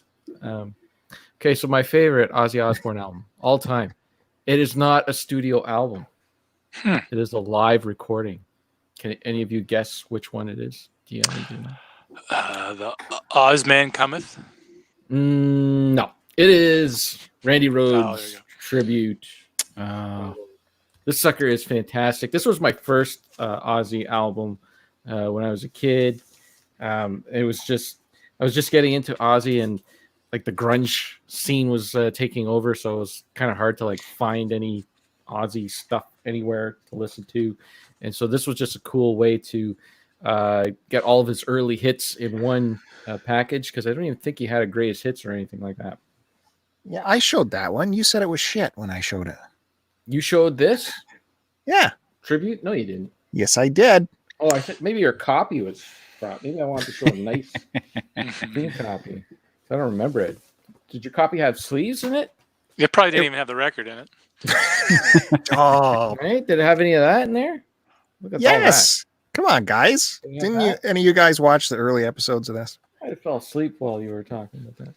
Did it have Randy Rhodes' signature on it? Yeah, it had that letter. Yeah. This one has Ozzy's Nice. signature. I told the story how Randy Rhodes was banging Sharon and Ozzy had to get over that. All that stuff in there. I don't know what you're talking about, Bill. I don't remember that at all. Anyways, that was good. And then that was it for the early Ozzy live stuff until a few years ago. He finally put out. This actually came out with a. They reissued Diary of a Madman, and they added a live show with Diary of Madman when they re-released it on CD. But it wasn't released on vinyl. It's never on vinyl until a couple of record store days later, or whatever ago. They put that live show onto a double live album. That Nice. good. Yeah. This is a good follow up to that. If you like the tribute, this one has a little bit fewer different songs, but again, it's another one where Randy just rips throughout the entire show. Really good times. It's a good one. Let's get that one too. Okay, and I think the only other one I have tonight. I'm running out of albums, Bill. I don't know how much longer I can. do What? this. Yeah, I don't know what else to show, unless I go through my top 10 AC/DC or something like that. But this is a band that I've been wanting to get their early albums on vinyl. They've kind of been expensive because they were limited pressings and whatnot. Then they finally just reissued all their early albums into one nice box set. And I think you metal guys will like the artwork, even though they're more AC/DC-ish rock and roll. Can you guess who it is? Hey? Airborne? That's right. You got it. Oh, nice. Oh yeah. There you go. Yeah. Diamond Cuts. Okay, so this has all. It has their 3 albums. Their early albums. So we got Running Wild. That's cool. Nothing on the back there. We got No Guts, No Glory. Nice cheesy cover here. Like what you know. So fun. Truck thing, and then some. I know Bill won't understand this, but guys like they like that. Oh. Stuff. I like it. Jesus. Yeah. And then this one, I can't remember what this one is called. The third album. I think it's just Airborne, I guess. I think so. But then it came with Diamond Cuts, which is like a collection of B-sides and whatnot. So that's just the cover of the album. So it's just all Nice. like random tracks that were on soundtracks and singles and all that. Nice collection, all put together. And it had a DVD, but I don't know where the DVD is. I think it's with my music DVDs, waiting to be watched at some point. But I thought that was a cool little collection. Yeah, I like those Where- boxes like that. Where's Airborne from? Australia, From Just Australia? like- Okay. just Yeah. like AC/DC. Yeah, AC/DC, yeah. I completely forgot about them. I would like that set. I believe it's still on Amazon. I believe you can still grab it. I got it on sale, of course. I waited for it to drop in price before I Nice. picked it up. Stephen Iders popped in the chat and says he's pretty sure that Kevin saw Katie Lang hanging out with his neighbor across the street one time. No, never seen Katie Lang. No. Anne Marie in a hallway. That's pretty And much it. big time now, we got Trav from NES Friend popping in to say hello. checking on his bro Jake. I'm sure it's good to see you, Trav. Thanks for And hey, we have another caller, guys. Oh, Can you what? imagine? Hold Oh, my on. goodness. Hold on a second. You'll never crazy. guess. It is crazy. Here we go. It's crazy. I knew it. Okay, look, hey-o. I have learned you never talk bad about Katy Perry's Bodyguard, because like seconds later that thunder really kicked in and my power blinked off and I was like, oh shit, how am I gonna get knocked off on the world's best vinyl channel on YouTube? And yes, we're talking about you, Metal Jesus. We're coming for you. Whoa. Okay. All right, shots fired. We will take your channel down, dude. Anyway, I'll finish up the Hammer story. Hammer came in, said, hey, can I use that bathroom? He goes in there. I tell my coworker, I'm like, that was somebody famous. And if you'd have saw him, he did not look like somebody. She's like, no, it ain't. You're stupid. No, I was like, I'm stupid. Yes, but that is somebody famous. and I was thinking, is that an athlete? And what was that? I was like, and it just came to me. I was like, you know who that is? She's like, who's that? I was like, that was MC Hammer. She goes, no, it wasn't. I was like, fucking it's Hammer time. You watch. And he came out and he comes right to the counter and he's about to ask me a question. And I'm like, hey, man, are you MC Hammer? And he's like, yeah. And I'm like, dude, we need to get some pictures and stuff. And he's like, can me and my family get some TCBY first? Because we had a TCBY yogurt in the place. And I'm like, yeah, man. So I gave him and his family free TCBY, hooked them up. Of course, we sat there and watched them like a bunch of stalkers. And he came over there and took pictures with us. He was super nice, man. He couldn't have been any nicer. So much so, it was my then wife at the time. It was her birthday. And I called her and first I asked Hammer, hey, can you say happy birthday to somebody for me? He goes, yeah. And I was like, just don't even say who you are. Just tell them happy birthday. It's like, okay. So I called her, hey, someone wants to say something to you. So I hand her the phone and he's like, hey, I just want to wish you a happy birthday. And I don't know what the hell she said back to him. But then, he's like, bye and all that shit. He gives me the phone back. She actually recognized his voice. So I might have actually recognized him looking all haggard, but she knew it was him just off his voice. So I have to kind of give it up to her on that one. And last week, Matt, you asked if you challenged me like whether or not I had the cassette, and yes, I do have the Purple Rain cassette. Oh, nice. Okay, I do have it. This is not a childhood cassette, but no self-respecting music collector doesn't have this cassette.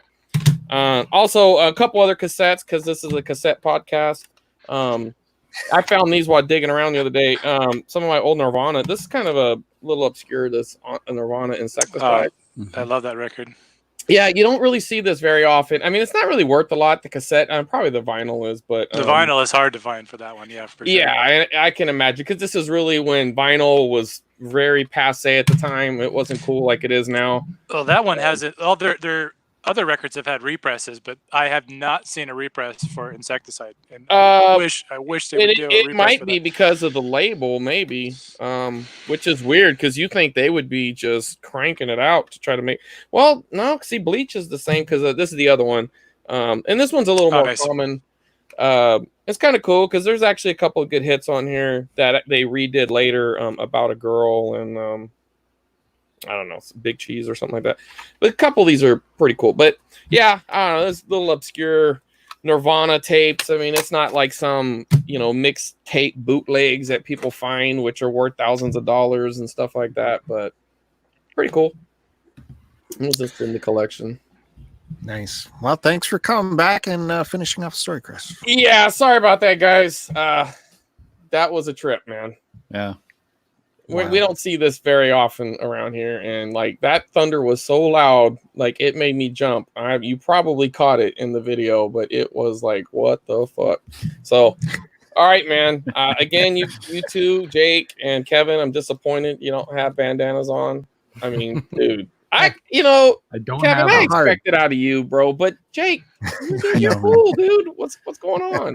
Don't have bandana. They don't sell them where I live. Really? That's not true. I just haven't I left was the house. gonna say, like, you don't have gas stations? What are you talking about? I haven't been to a store. I I can't go to a store to buy a bandana. Where can I Amazon get one? Prime, dude. They'll deliver it right to your house. I don't care. You guys that have much. house coats that you can take the thing, and I do And have you can that, make but I one. don't Get an old do that. T-shirt. How about your neighbor? Can't you go borrow one from your neighbor and a little I don't moped, talk. or- I don't talk to any of my neighbors. They are. You all really have a insane. big neighbor war going on. I mean, yeah, I could really There's no feel the war. disdain. Well, I There's no could tell war. you do not like that man. I think he's weird, and he just keeps finding more and more annoying hobbies. But I don't. I just Oh, wish wow. there was a camera shot of Kevin taking his camera shot, looking out at the neighbor. It That's would- what I want to see. I sit right here. My window's right there, so this is what it looks like. There, No, there's big time frowning going on, furrowed brow. baby. That's it. Boom. You do the shaking of the fist thing, right? No, I laughed. One. I actually laughed Not my even ass once? off. When he All right, brought all out that little motorbike, I was like, "Oh man!" That's just... It would have Of been course- great if he would have wrecked or something. That would have been awesome. Of course, he gets that. Like he's got to find the most annoying, loud thing to do up and down the street. You know.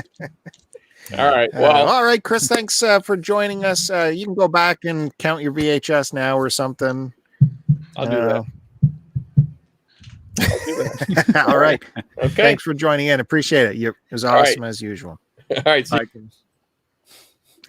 That was Chris Roberts. I swear, I thought that MC Hammer story was going to end with like a big turd in the bowl, like MC Hammer did not flush.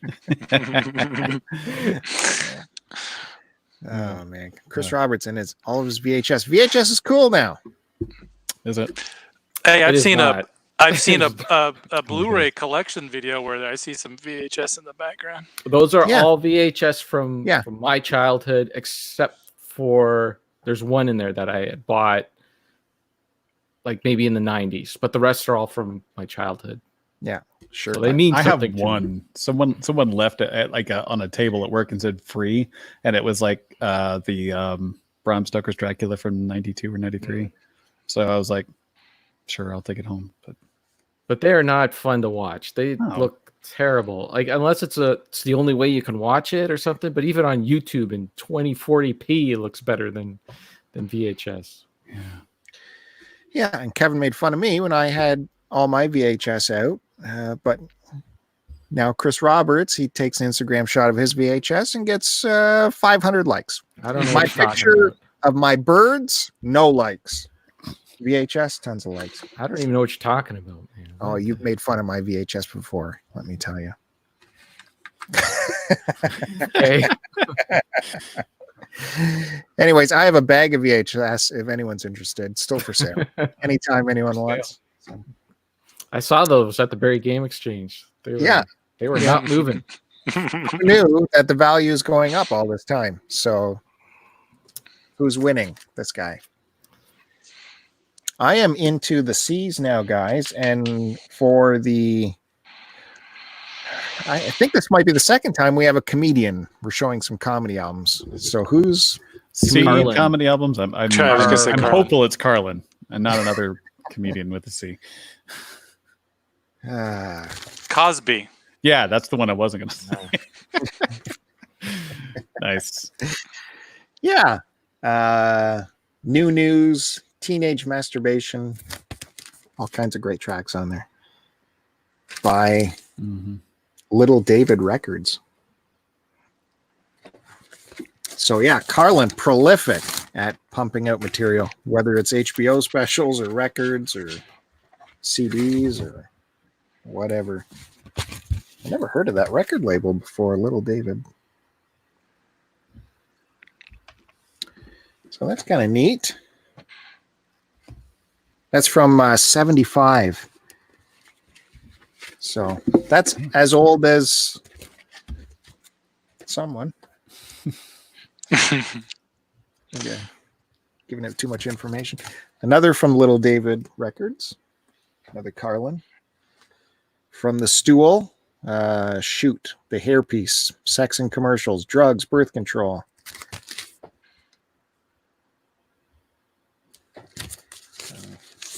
What do we got here? Someone stole my sleeve. George Carlin, FM and AM is what this sucker's called. Everyone likes a little bit of Carlin, I hope. And one more. Occupation Fool with an E. This has got to be the oldest of those three. What's this one? Again on Little David Records. 1973. So this one's as old as Kevin. I think we're heading into Bill territory there. 73. No. Yeah, no. So a couple of years younger than you. I was the first one that I just didn't finish saying. 75. That's cool. What we got in here? It opens like this. Printed in Canada. Got a nice sleeve on there, guys. Oh.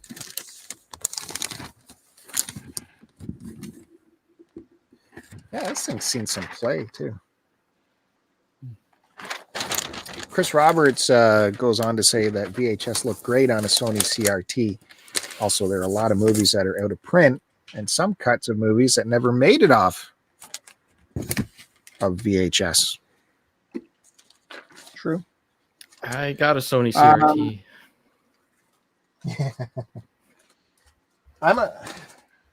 I almost dipped into the bees here because my records are all out of whack. Hold on. There we go. Credence. What happened? We're seeing your records as you are What? shuffling through them. That's no Yeah. good. Oh, big Eagle eye. spoilers, man. Yeah, everyone Yeah, had this one, but- right? Yep. What is the Definitely had the cassette. All my friends had this on cassette. Chronicle 20 greatest hits on here. I hope there's 2 albums in here. 20. Yeah. A big double. Yeah, big double. Double.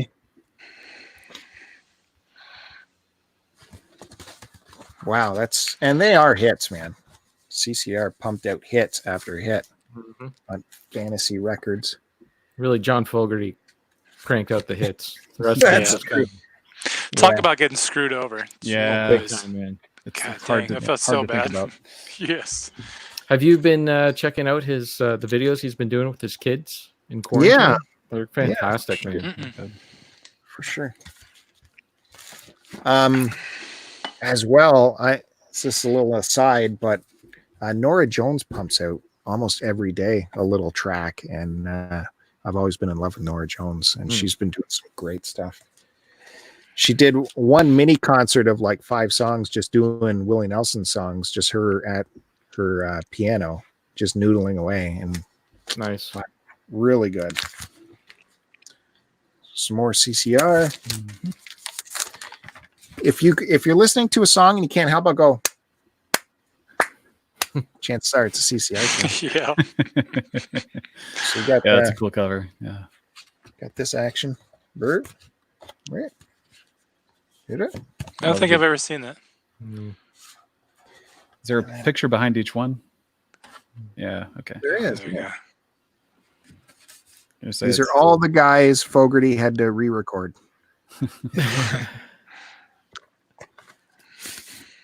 Yeah, I was reading his book, and I think looking in my back door, like the rest of the band just could not keep up with him. Or he said, like he spliced that tape together because it was back in the day with no digital, right? And like just the amount of edits in there to keep everyone in time. Fantasy. Yeah. But he's got all the rights back now, right? Everything is set, I right? think so. I think so. I think it was like 10 or 15 years ago that went through. I Yeah. think. Obviously not soon enough, but yeah. There's the big one right there. Everyone's got to have that one. Mm-hmm.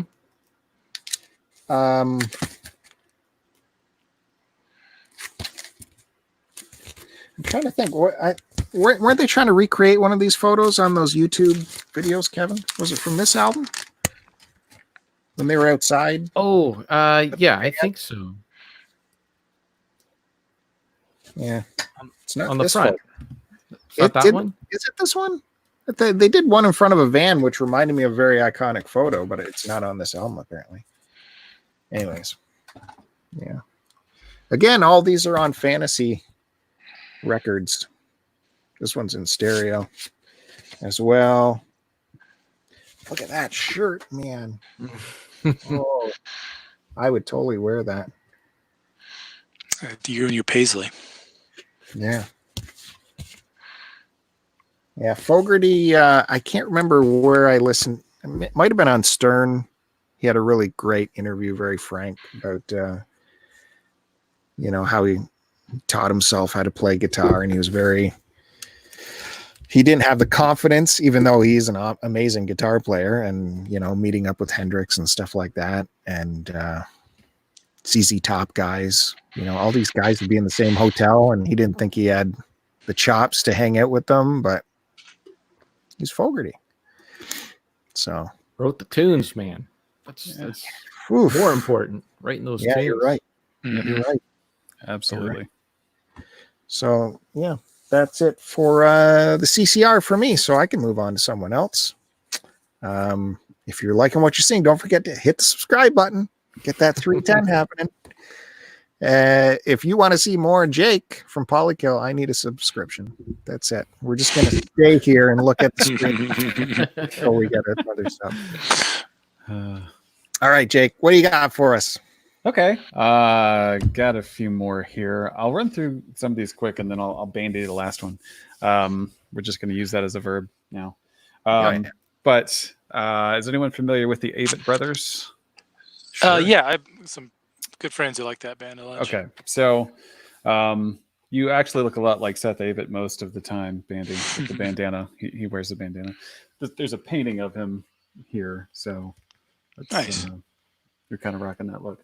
But this is my favorite record of theirs. They're actually from Concord, North Carolina. They're kind of a folk rock band.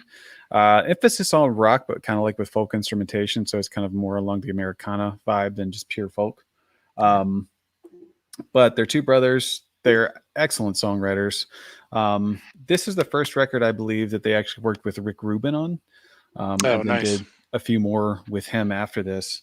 But this is I and Love and You. And it's a double vinyl, obviously gatefold, 180 gram lyrics on the sleeve, which you gotta love. But there's just something about these guys that their songs are just incredible. This is my favorite record. They have a song called Head Full of Doubt, Road Full of Promise. And I think it's one of my favorite songs of the last 20 years, at least. I kind of hit both ditches when it comes to music. I like very simple folk music and the most extreme metals. And this is the more mellow side of things. But yeah, I adore this record. There's not a song on here that's bad. So some real four on the floor stompers and some real beautiful ballads with piano. They have a full-time cellist in the band, but also banjo and guitar. So they're pretty diverse. Didn't they get their start, or they got a big bump? Didn't they appear on some reality show, some rock band reality show? I don't know that story. I heard something like that where it was a take on American Idol, but it was about like bands. It was about real musicians, and I'm pretty sure they were on there, and they killed it every time. I know they actually used to be like more of a punk rock kind of band when they first started. Then they tried to kind of like go through the traditional routes of, trying to get signed to a label and trying to sort of play that game. And then that obviously became troublesome, as often that path is. And then they sort of regrouped and said, who actually are we? Let's stop trying to be someone else and be who we are, and sort of reincorporated their native roots into their music. And they've really made a go of it. They're pretty prolific. Some of their later output hasn't been my favorite. I just feel like I Am Loving You and The Carpenter are my two favorites by them. Just no bad songs on those two albums at all. Jake, did you ever listen to 16 Horsepower or Woven Hand? 16 horsepower, yes. Woven Hand does not ring a bell. Okay, I think there might be a little crossover between some of those bands in there somewhere, but it's all kind of the same vibe. Okay, cool. Yeah. Yeah, I'll check that out. I really like that folk rock space a lot. Mhm. You know, so I'll definitely give them a shot. The next thing I bring up is definitely a bit of a departure from what I normally talk about. It's probably the only hip hop record that will make an appearance. It's one of the, I think, 2 that I own. But this is by an artist named Loyal Carner. He is a rapper from the UK. It's called Not Waving But Drowning, double LP. Nice gatefold, lots of pictures, which was kind of obligatory if you don't know what else to do with the middle of your gatefold. 180 gram, nothing special to look at on the record itself. But what I love about this is there's sort of this burgeoning jazz scene in London with artists like Jordan Reiki and Tom Misch and Alpha Mist, and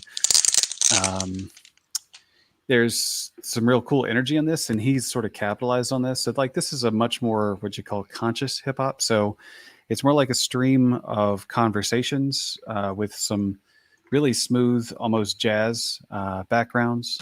And this is just one of the most heartfelt stories that I've heard in a while. It's very easy to listen to. It's not abrasive, very laid back. Listening to this album is just like sitting across the table, just having an evening with an old friend who's just sharing their life story.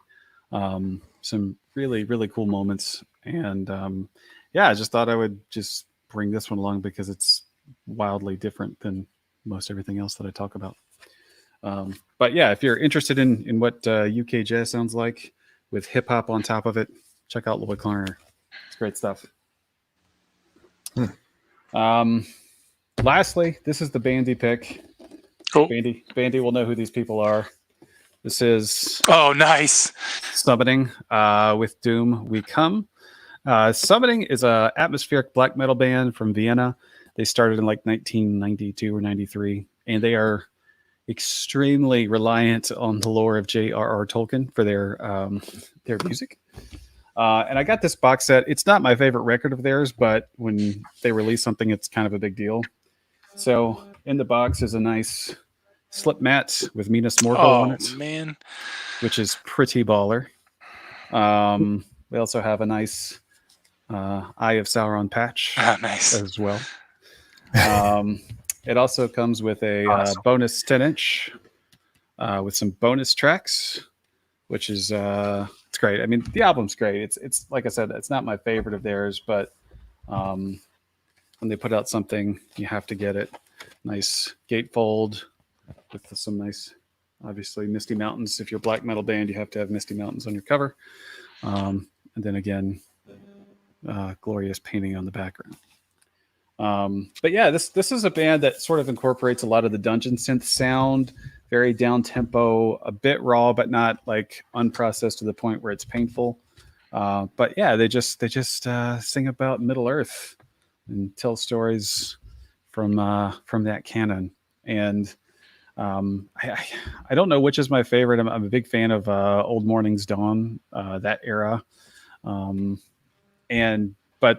this one's cool, and they just kind of always have a special place with me because I love it when a band kind of has a unifying concept around their music and kind of gives them constraints to work with and kind of makes them extra creative. So yeah. They were definitely ahead of the curve with that sound. Oh yeah. It took a while for other. I mean, with bands like Caladan Brood, definitely picking up on the summoning sound. But yeah, it's one of those genres that you can easily make in a bedroom by yourself. And with the advent of digital distribution, there's been hundreds of copycats, but I still think they're at the top of the pack with me. But yeah, it's one of the only box sets that I have, even though it's not really a box set. It's just kind of like a deluxe edition, but I love that slip mat, so I had to get it. Yeah, it's cool. Yeah. And I got one more. I'll just throw it in here. This is a weird one, but this is a band called Lost in Kiev. There's some issues with pronunciation of that town in Ukraine, that city in Ukraine. There's some weird discrepancies about that right now, so I'll not repeat it. It looks like Kiev, but I think it's pronounced Kiev or something like that. Anyway, I'll not get into it. But this is an album by them called Persona. This is post-rock. It's very energetic post-rock. It's mostly instrumental. There's a few like voiced tracks, but it's a concept about AI. If you put this on while you're driving at night, you'll feel like you're in Blade Runner. It's the best feeling ever. Oh, nice. It's just really cool. It's fairly energetic. It's kind of cold. It's kind of robotic feeling, kind of synthesized. And even though most of the instrumentation, isn't synthesizer, there is some like, atmospheric stuff that might be, but it's all driven by guitars, drums, bass. But it's instrumental, really cool vibe. Makes you feel like you just decked out in neon and chrome. So I'm a big fan of that feeling. Can't hear Bill, you. You're muted. Is it just regular black vinyl in it? Yep. Just nothing special. I think I got it off of Amazon for like $12. They're not a big band by any stretch, but they're on a label that I like, Pelagic. So I thankfully was able to get that pretty easily because I think they're a European-based label. So Yeah, I guess there's deals to find on Amazon if you go through their vinyl store and then sort it by like $15 and under kind of thing. yeah, most of the time when I buy records, I prefer to buy directly from the artist just because I don't want Bezos to get any more of my money. I'd rather give that to the starving artist that I like. Especially in the States. States get killer deals compared to us, and a lot of artists won't ship to Canada. Yeah. True. Go Canada. Oh, Canada. Well, you barely bandied that, so I know. Yeah, that was a half bandy. yeah. I like that it's quantifiable now. How about it, Matt Bandy? Do you got some more for us tonight? I do. Yeah, I have a couple records here. So, most of the stuff I've been showing up until now has mostly been like heavy metal stuff. But before I got into really collecting heavy metal music, what really got me into collecting vinyl was being into punk rock and hardcore music. At that time, that was the easy format for these bands to have their own record. To produce music on a physical medium. So I kind of got ahead of the curve that way into collecting records. So one of the first records I ever bought, as a teenager or into my early adulthood, was I don't know if I think this is their first. I wouldn't even really call this a full length, but it's by a band called 7 Seconds. They are a really early hardcore punk band. This came out in 1984, 85. This came out.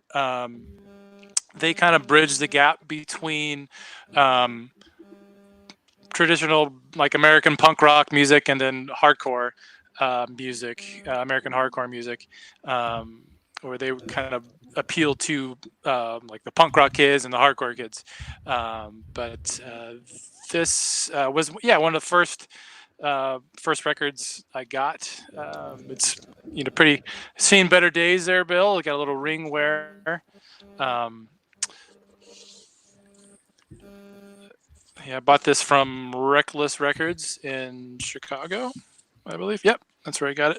You can tell it's from Reckless Records by this sticker. They always have their they would have a description of the album and what condition it would be in.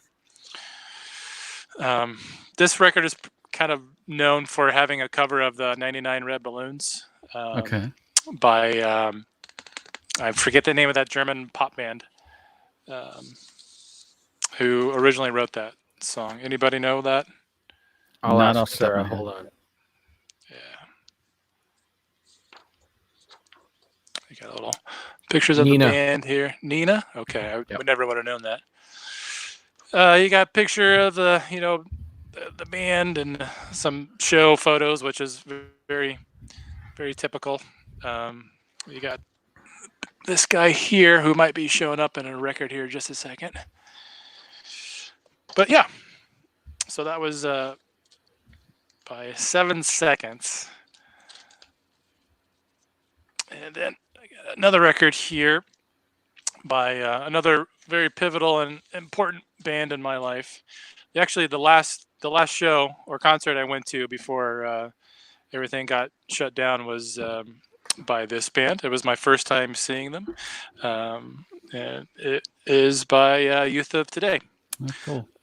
Youth of Today was another hardcore band from the late 80s. This, I listen to, a lot of what I like about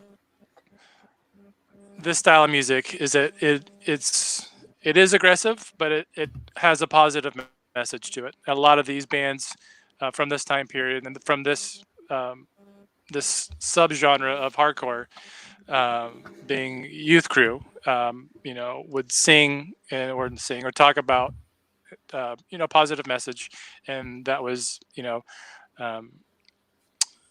something I've always been kind of drawn to. You can still have aggressive music, but have a positive message. Everything doesn't have to be brutal or looked on from a negative viewpoint. But yeah, I got to see this band just a few months ago at Gilman Street in San Francisco, which is essentially the West Coast version of what used to be CBGB's in New York City. That's kind of like that was the West Coast answer to that club. A lot of famous where Green Day got their start. Operation Ivy also got their start from that venue too.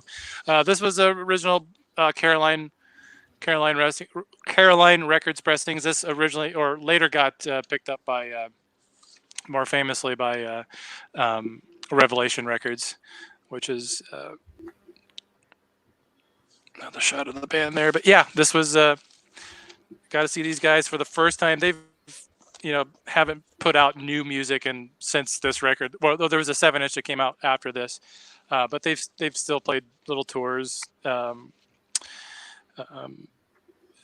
throughout the years. But yeah, I got to see them with this lineup here, this exact lineup, which is kind of like the classic lineup, and it was wild seeing this band.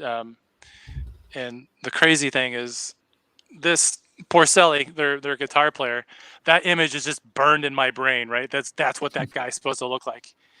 And he is maybe 5 feet tall, and it blew my mind. I was just the whole show. I'm like, oh my God, this guy's so tiny. What were the crowds like at the show? Is it a rowdy crowd? Yeah, I could show you some video later if you'd like. You get a better idea of what was going on at the show. But yeah, it was so awesome to see just a pivotal band from my formative years, and this record still holds up. This is their second full length. Did you have your shirt on at the show? Of course I had my shirt on at the show, Bill. Come on. Okay, just trying to gauge how things were. There's a lot of sweaty dudes though. Yeah. Another record here is another hardcore classic staple, Screaming for Change by Uniform Choice. Uniform Choice was from California, Orange County to be exact. This was repressed a few years ago by Southern Lord, which is they're mostly known for stoner, doom, heavy metal type stuff. That's the guy from Sun, right? That owns that. Yeah. I think of his name. So this is their first full length, and arguably the last good record that they made. They made another record after this, but it got really kind of weird, really weird. Yeah. So you got a little. This was a poster of their first from their first release here. And this is a picture of the photo that was used for the cover of this record, which it was a photo, but it was if you can tell in the picture, it was a like painted picture of the band from one of their live shots. What's cool about this is it came with a inside the gatefold is just kind of like a little picture book of the band throughout the years, and just different live shots and shots from the show. Yeah, I thought it was weird that the Southern Lord put this out. But it's a good choice though. Yeah. So this band was Pat Dumar, the singer, had a real kind of unique vocal style, and it was sung as well. But it was kind of it's a great record. And the last one I have here is a record called "Can I Say" by Dag Nasty. Dag Nasty was a band from Washington, D.C., which featured Dave Smalley on vocals and Brian Baker from Minor Threat on guitar. And this was kind of a transition period between kind of a post-hardcore, hardcore band. Had more kind of clean vocals, but still this album is one of my favorites. Dave Smalley also sang for a few other bands. I believe he was, if you guys are familiar with the band The Descendants, the punk rock band Descendants, they had a side project band called All, which I believe he also sang in. But this is just another great record. I like that cover. Yeah, are you familiar with this band at all, Jake? No, not really. Yeah. So, a quick question. This could be a kind of a diversion, but it seemed like a lot of those bands that you were pulling out there, those hardcore bands, was there a difference, especially in those early years, between West Coast and East Coast hardcore, Agnostic Front versus? Yeah, sound wise, yeah, for sure. Yeah, New York, but messaging, they were both sort of still in that, For the most part, California bands and DC and New York bands were coming from music wise, it was very similar, but they're very much so products of their environment. And a lot of the New York bands, these kids are coming from really bad situations, bad homes. They're, a lot of them are, some of them are homeless. Like the guys in Agnostic Front and Warzone, those guys they lived in squats and they were homeless and they were kids, and a lot of those bands, that was a huge influence on their sound and why they were the way they were. And Warzone for a time, I don't know how familiar you are with that band, but they were straight as for basically so they didn't die. It was kind of that was that drugs and especially in that time period in New York City, it was not a good scene. So it was almost a way just to stay alive. Very cool. But yeah. So yeah, the difference in the sound, but and style, but it was like Death Wish out there in New York. Death with 3. Yeah, I think 3 went to New York. I think the first one he's in Chicago. I think it's Chicago. 1 and 2. That 1 and 2 rings a bell. Chicago. Yeah. 3's New York. Speaking of Charles Bronson, do you know that band, Jake? I do know that band, not well, but I do know them. There's a band called Charles Bronson. Yeah, they are a power violence band from Chicago, actually. Power violence. Power violence, yeah. Power violence. So you take grindcore and inject a lot more punk rock into it, and actually a little bit of sludge metal too. It's a weird. Gotta have a little sludge in there. Weird combination of these super super fast songs, and it's one song that's super long and sludgy and drawn out. That's a weird genre, weird micro genre. Very small. Yeah. Always learning Charles about Bronson. new genres. There you go. Yeah, that's pretty good. Well, so Kevin, are you out for tonight? Yeah, You're I done? got nothing Kev- left. Kevin is spent. Kevin Yeah. is spent. Okay, I got 2 more to go, and then that'll be it for today. Is this your We're still in the power C's. There'll violence be a section? couple more C's for the next show, so don't worry. Still got more. Been on the cusp. Yeah, exactly. This has been on the cusp of do I keep it or do I get rid of it for a long time, but a little bit of cheap trick at Budokan. Why would you Yeah, get rid of That's that? good. That's Cheap good. Trick's awesome. That's Cheap an Trick's great. excellent album, actually. Because they do tricks and they're cheap. Like I mean, I know that one song is really overplayed, but the rest of the album is actually fantastic. fantastic. All right. Yeah. There you go. They're rocking out.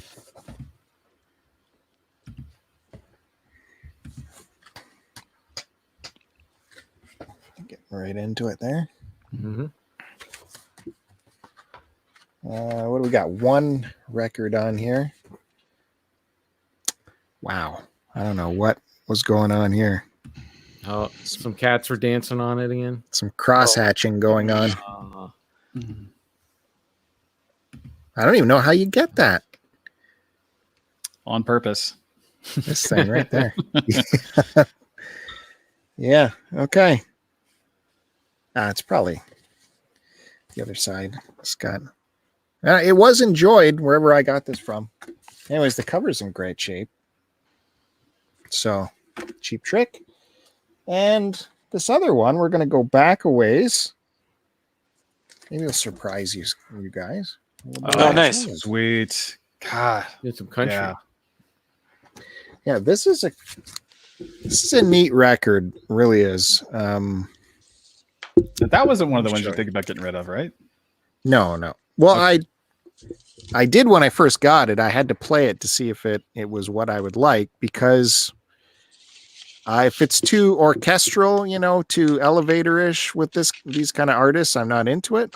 But for this one, like if you look at side 1, it was recorded on a separate day from side 2. And side 1, I believe, is the one where it's just Ray Charles on his piano just doing the songs, and they are fantastic, beautiful. And then side 2, they brought in the whole orchestra and recorded the tracks, which don't have the emotion to it for me. And I believe I think I looked this up, and even Ray Charles said like he didn't appreciate what they did for side 2. It was like a win for him that they let him have an entire side to himself to begin with. So, but the one side is definitely, when it's just him and the piano, man, it's magic for sure. Got a nice slip cover on here. I mean, he was magic, so yeah. Stands to reason. Spartan Records of London, Ontario.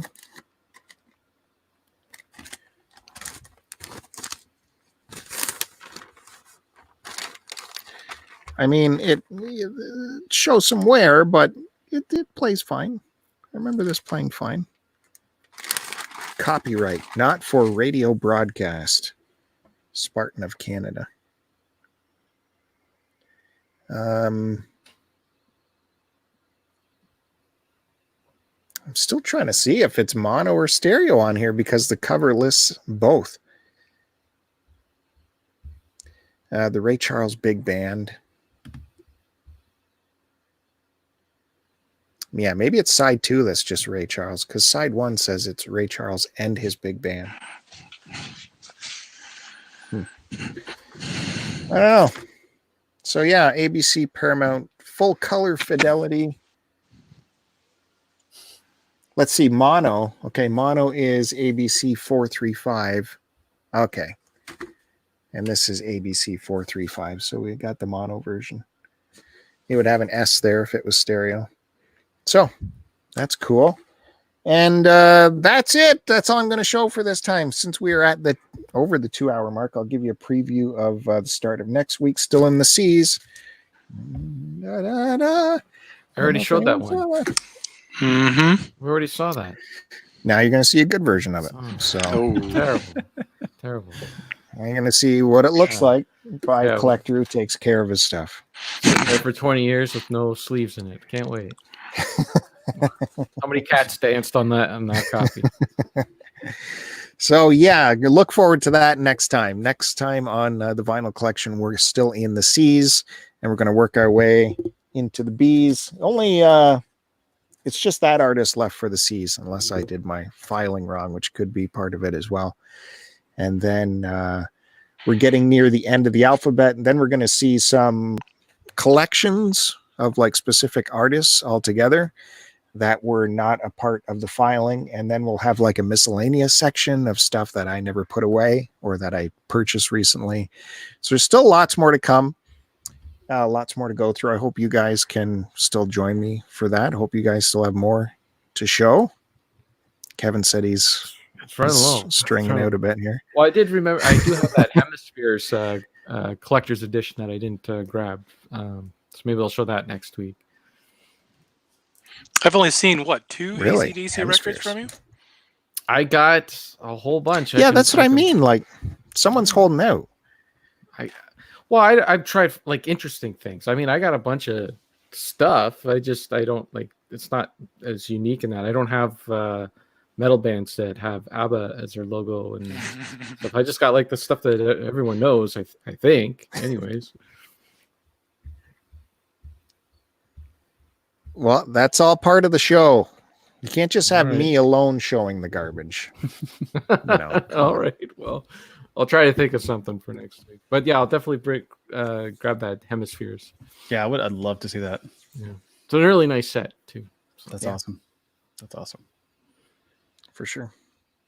All right. So again, I would like to bestow my thanks on my expert guests for showing up for this episode, as they have in the past. It's been wonderful chatting with you guys about records as usual.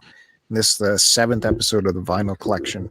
We'll see you back next week, hopefully. And thanks to Kevin Buried on Mars from Retro Fandango Podcast, from the Buried on Mars YouTube channel, from the WordPress blog, and quick chat, club, yeah. quick save club, and halftime save pick save state. What? Something. There's more. He's out there. He's got lots. Yeah. He's got lots. Check him out. Log on to the internet and you'll find me. It's all over the place. And of course, we got Jake from Polykill Podcast, amongst other things. He's about to launch a new podcast. When is that happening, Jake? Tentative is June 1st. June 1st. Look for that on the Polykill feed. And yeah, thanks for joining me. Yeah, thanks for having me. And of course, Big Bandy, Matt Bandy, showing up, bringing all the goods again. Thanks for having me. Yeah. You can find Matt Bandy in the Cartridge Club. He's all over the place. Appeared on many podcasts for many people. So it's always good stuff. You can find him all over. Cartridge Club. Check him out. Okay. That's it. Thanks, everybody. We'll see you next time. We'll be in the B's. Bye. See ya. Later.